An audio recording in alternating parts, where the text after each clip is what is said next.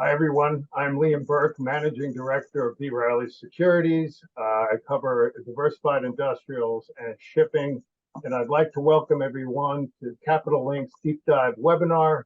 In this series, we have an opportunity to be part of a detailed discussion as an analyst with the management of Global Ship Lease, including Mr. George Youroukos, Executive Chairman, Mr. Ian Weber, CEO, Mr. Tassos Psaropoulos, CFO, and Mr. Thomas Lister, Chief Commercial Officer.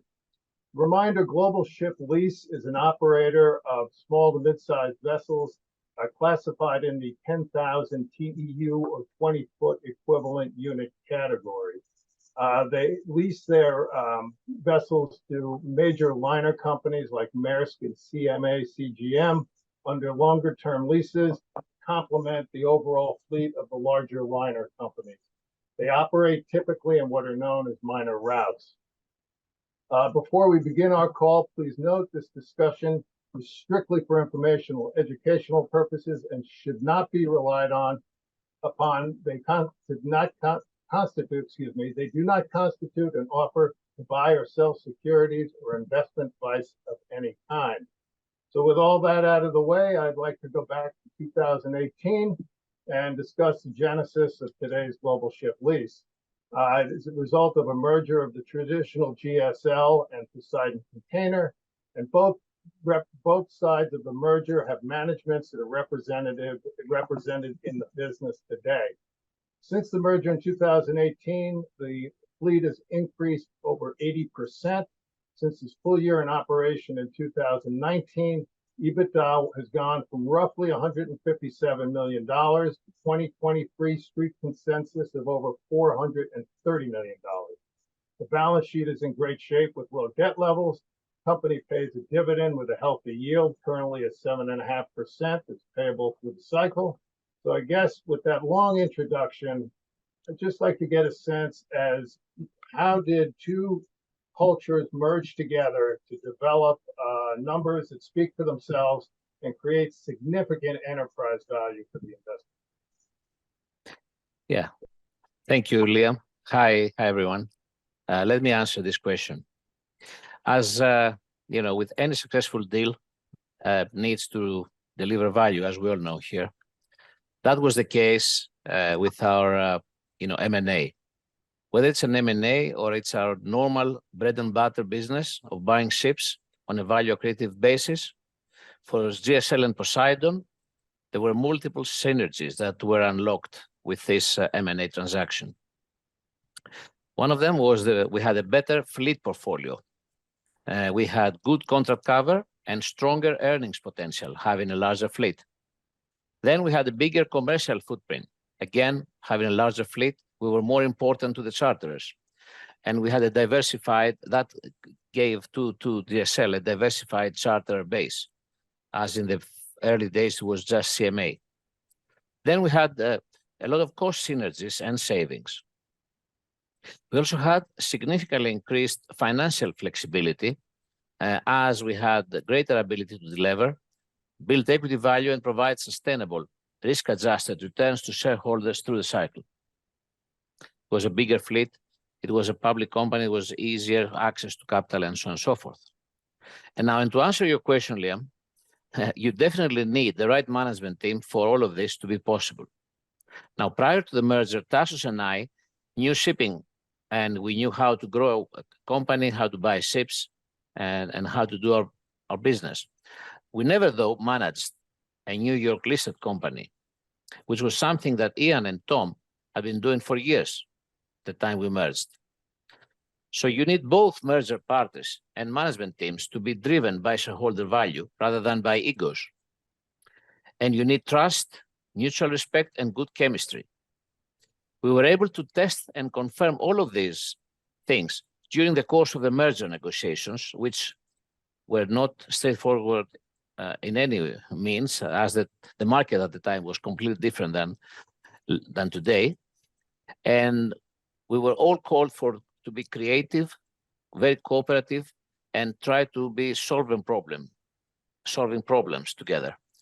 So laying a strong foundation from that point forward for our cooperation. So during this period, we realized that, the team was, complementing each other.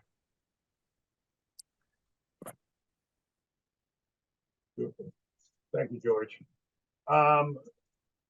Today, GSL has contract coverage of almost 2.5 years, and many of those long-term contracts were negotiated when rates were fairly elevated.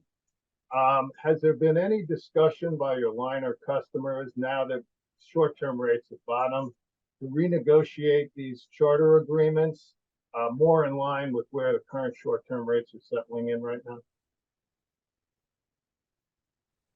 I will let Ian answer this question, as the GSL has gone through an even more difficult time with high charter rates, and the charter is in a different shape than today, and he has a lot of experience to tell you about that.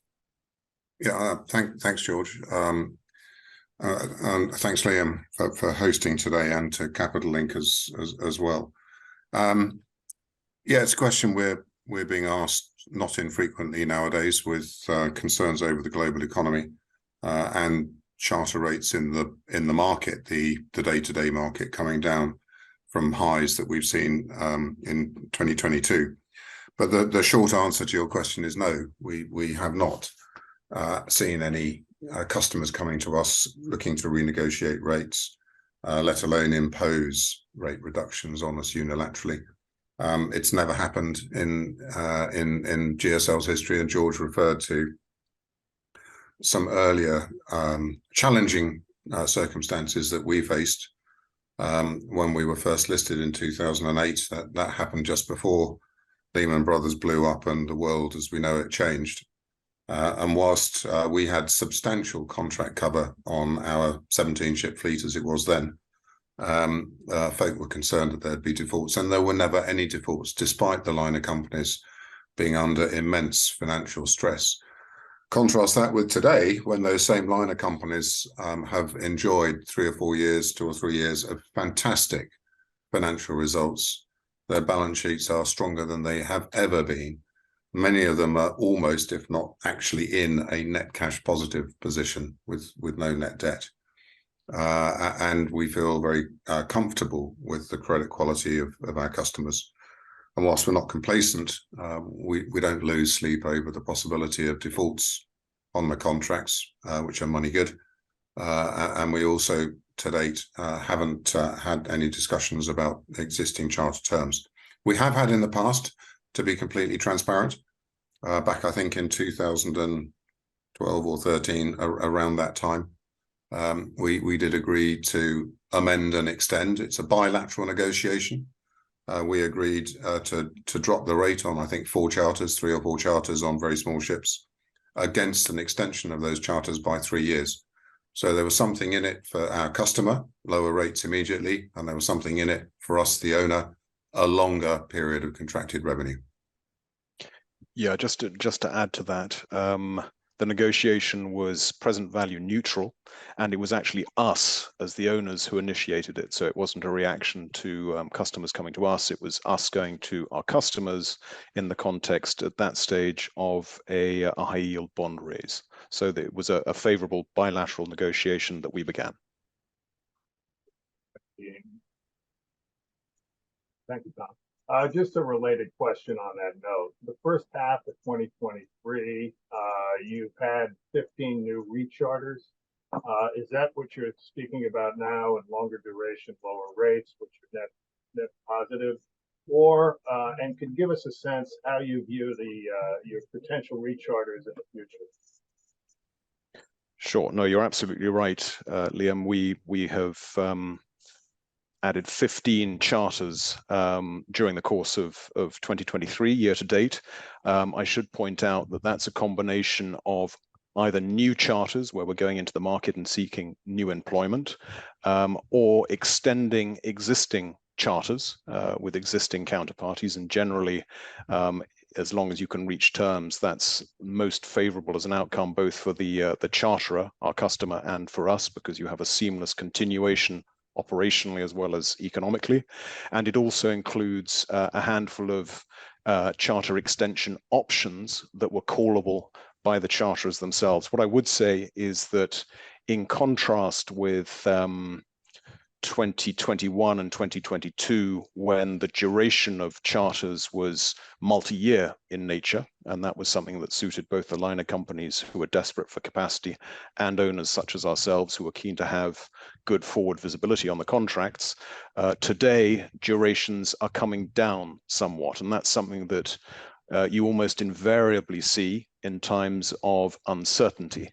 Because neither the liner companies nor anyone else knows how things are going to shape up macroeconomically over the next period. So rather than seeing multi-year charters, we're seeing charters of a few months to a year, let's say.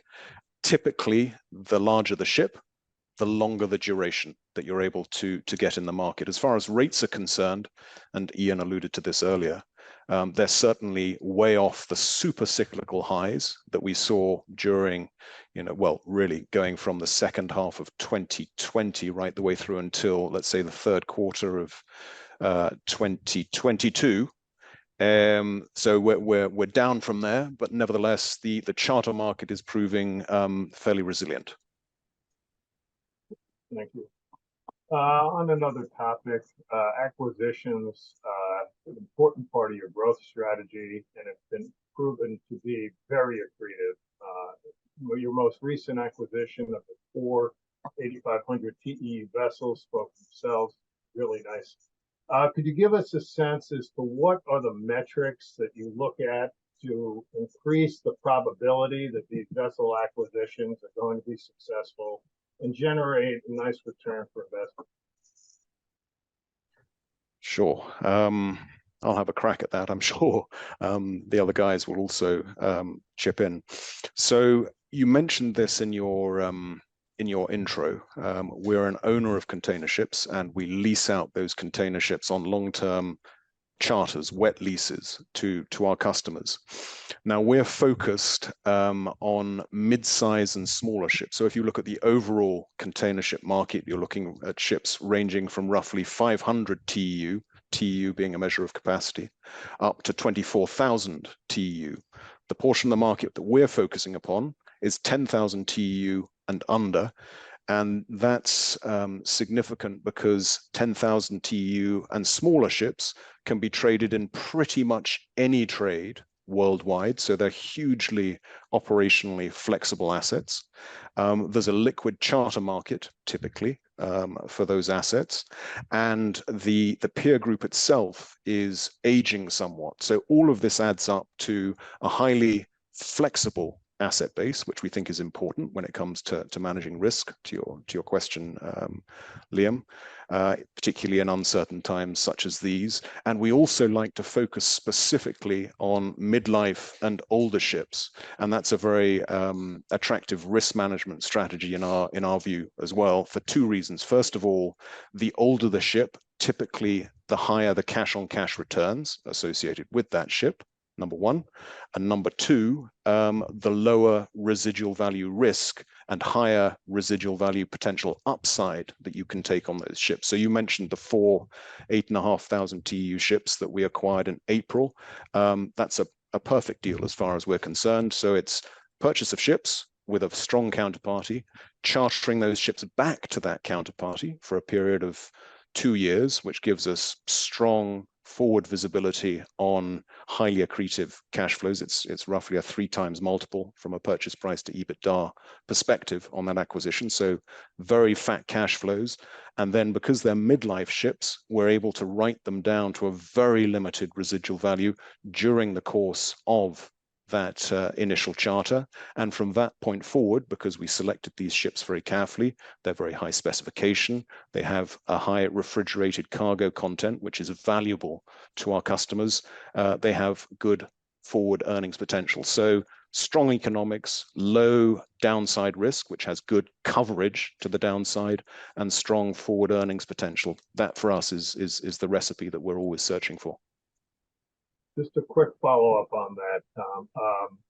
Within that 10,000 and below TEU category, you have vessels in the 2,000 Is there a bias towards larger ships now because of the charter agreements, or are you perfectly happy to buy a 2,200 TEU vessel if it meets your financial metrics? Yeah. So as long as the ship size fits within our strategic envelope, which is broadly from 2,000 TEU up to 10,000 TEU, from that point forward, it's all about the risk and return metrics of the transaction. So yes, we're willing to look at 2,000 TEU ships if the numbers make sense, just as we're willing to look at 10,000 TEU ships. Typically, however, Liam, we think that if we can trend towards the upper end of that size category, all other things equal, that would be our preference. And understanding that 8,500 TEU vessels don't just fall into your lap, and it's a talent that the unique GSL. Could you give us a sense on how the acquisition pipeline looks now, considering it's always been a positive catalyst for the company and the shares? Yeah. Well, there's always plenty of potential purchase candidates out there, and we run the numbers on all of them. But we're very disciplined and very selective in our choice of acquisitions. That's why we haven't done a single transaction for almost 2 years, from the third quarter 21 all the way to first quarter 23, when the asset value started coming down, and we found this deal that we did that made a lot of sense on a risk-return mix. Now, since then, asset values are still coming down. They have normalized, bringing down the risk and improving the upside potential, which is why we did this transaction to buy these 4 ships in April. Now, these are high specification ships with a high reefer capacity, eco, and they have attractive charters which generate great cash flows and good onward earning potential with low downside risk for us. Now, we feel that as the market is moving ahead and charter rates, are slowing down, are moving down, and values equally, there are more and more opportunities that will come ahead of us, in front of us. But we will always be as selective as we have been. For us, it's not about doing a deal; it's about doing a great deal. It's we don't want to do just deals for the sake of doing deals. We have to be very careful and very certain about the returns for the shareholders. Great. And on the flip side, do you have any assets, or what you have in the past sold assets? Is there any criteria you have that would make you want to divest assets and constantly managing your fleet? Yes, we always look at each ship that comes off charter, and we usually in our type of ships, containers, you make a lot more money by keeping the asset and running it to the end and getting all these great cash flows rather than selling the asset. But we always consider if the market is not giving us what we want, the possibility of a sale of an asset. But so far, always the equation is more making more sense to keep the asset.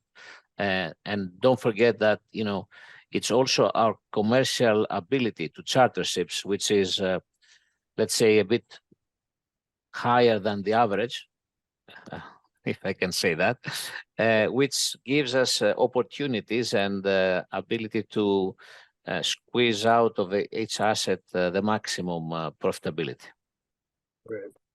Liam, if I can just add to that before moving on, one thing I failed to mention, which I do think is sort of part of the special sauce in a way, when it comes to making acquisitions, selective acquisitions, as underlined by George for us at the moment, is our capital structure. And I don't know, Tassos, if it's worth you saying a few things about cost of debt and access to that debt.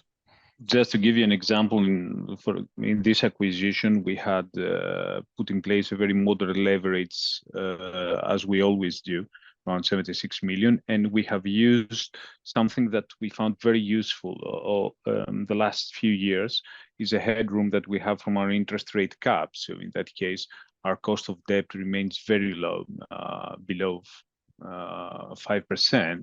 And the interest rate cap headroom that we have currently give us also ammunitions for new deals. Just to mention that our SOFR now, the cap is got 64 basis points. So as you can understand, it assists a lot on the conservative side and on the accretive side.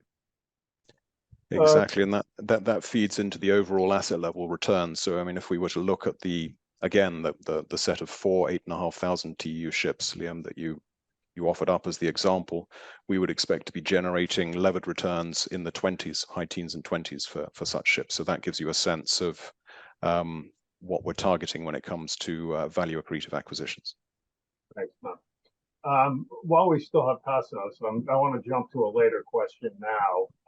Obviously, acquisitions generate significant value for you, disciplined acquirers. So when you make one, there's a high probability that's a winner for the company and investors.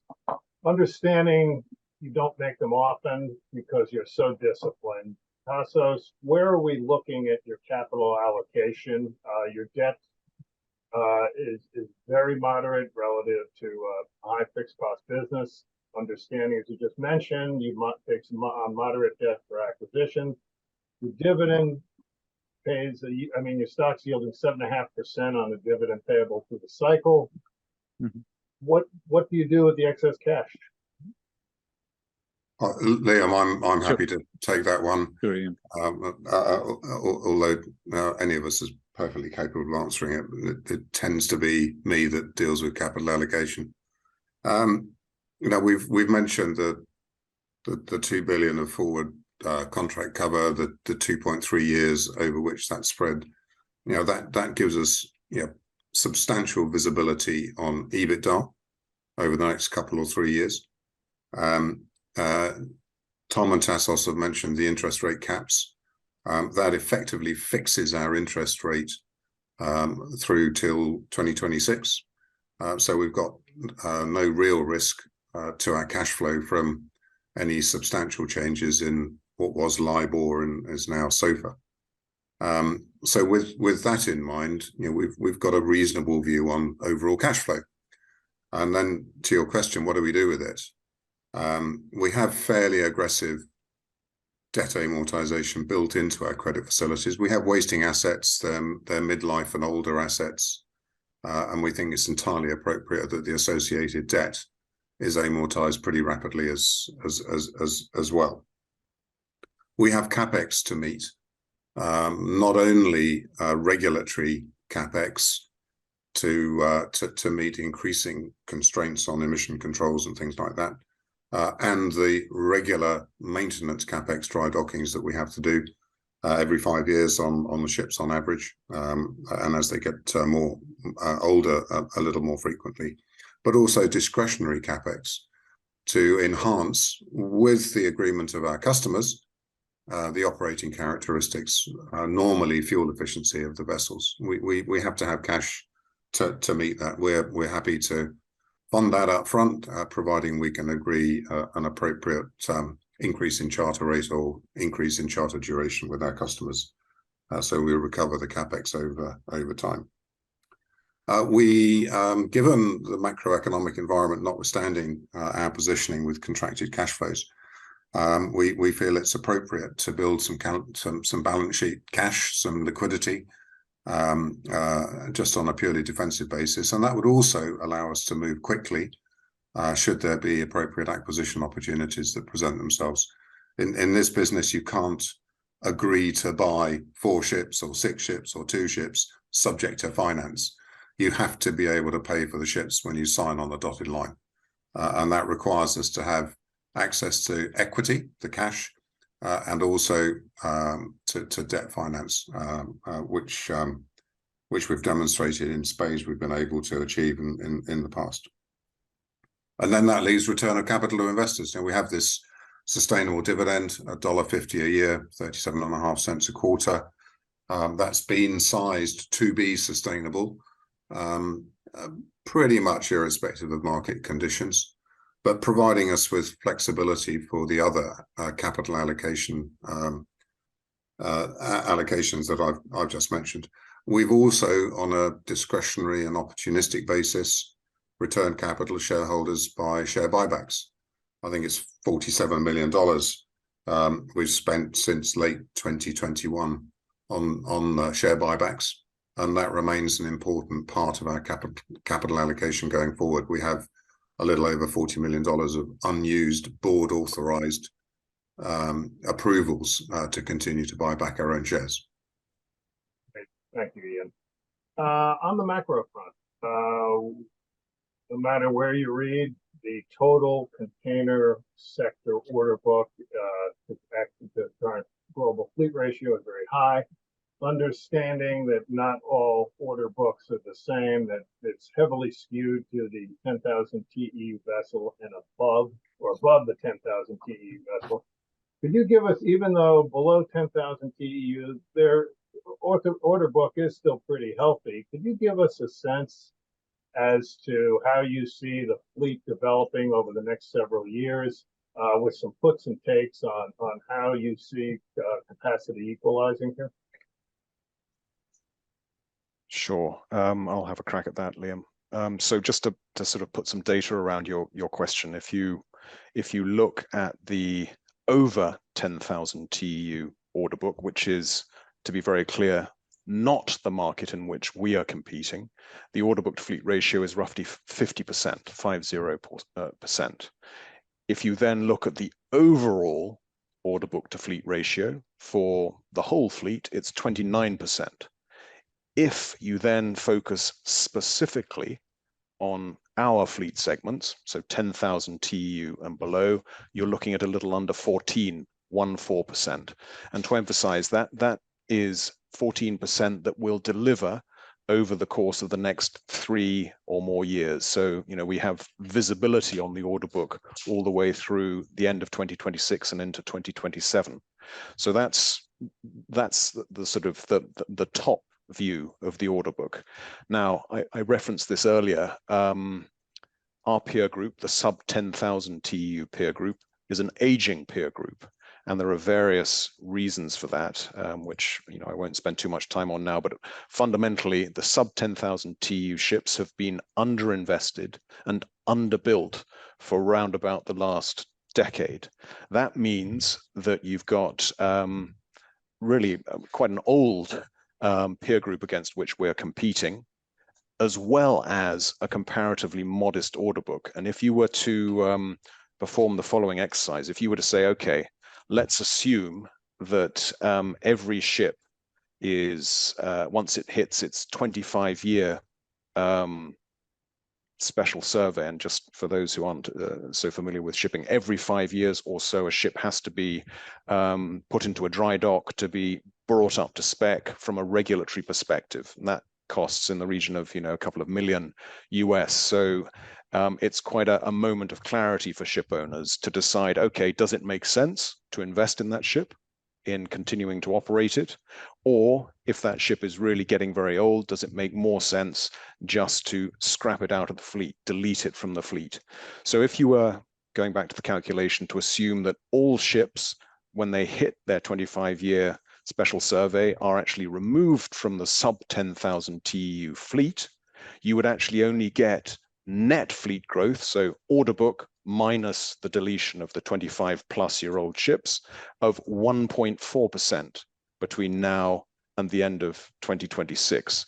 So I would say that represents quite a useful safety valve, let's put it that way, in the event that demand is weak as a result of a weak macroeconomic environment between now and then. I'm not for a moment suggesting that that's going to be the case, but were it to be a weak macroeconomic environment for the next 3 years, and were demand to be weak for that period, then you would likely see a shrinking of the sub 10,000 TEU ship as older ships are scrapped out of the mix.